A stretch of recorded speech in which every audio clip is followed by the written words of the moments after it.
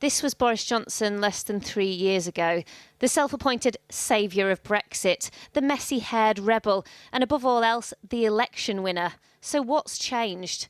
Less than a year into his premiership, a pandemic, forcing a famous freedom lover with a reputation for bending rules to start making them and make sure everyone else followed them as well. To stay at home, protect our NHS and save lives. It's a role that he has sometimes struggled with and quickly led to the first big misstep of his premiership. When his top advisor embarked on a controversial journey during the height of COVID, he backed him. Is it one rule for you, Mr Cummings, and another rule for everybody else? And let him give this confusing account in a press conference in the Downing Street garden. We drove for roughly half an hour and ended up on the outskirts of Barnard town. It led to public anger and lots of funny videos. This is the way to Barnard Castle. You see, my vision's a bit of a hassle. And having endured months of the damaging fallout that followed, he sacked him anyway.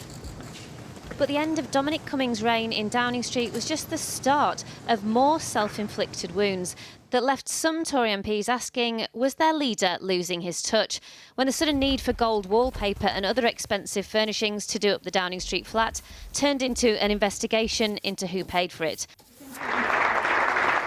And when a speech to business leaders turned into a lot of paper shuffling and Peppa Pig promotion.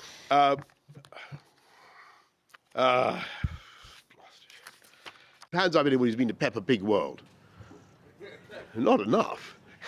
And when one of his MPs became embroiled in a lobbying scandal and his first move was to try to change the rules to save him.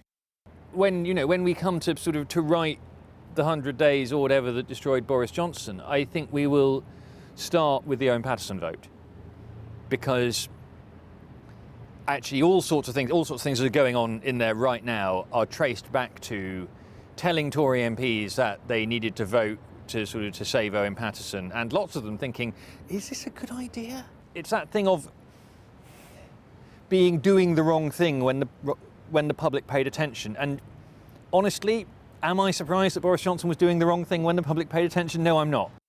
But in the end, it is parties that have brought this Prime Minister to the brink. The Downing Street party scandal properly kicked off with this leaked video of the Prime Minister's spokeswoman, Allegra Stratton. His fictional party was a business meeting. And it was not socially distanced. Laughter that quickly turned to tears. I am truly sorry, and this afternoon I am offering my resignation to the Prime Minister. And as more information emerged, Partygate was propelled onto primetime TV. Evening, Prime Minister! For now. During this period, it's been non-stop allegations, apologies and explanations. I'm sickened myself and furious about that. I believed implicitly that this was a work event. Nobody said that this was something that was against the rules. He entered the House of Commons today amid rumours that his own party is plotting to replace him at any moment. But Boris Johnson has been through more difficult periods in politics than most and has an unusual ability to endure them. So although he may have looked down, he's certainly not out yet.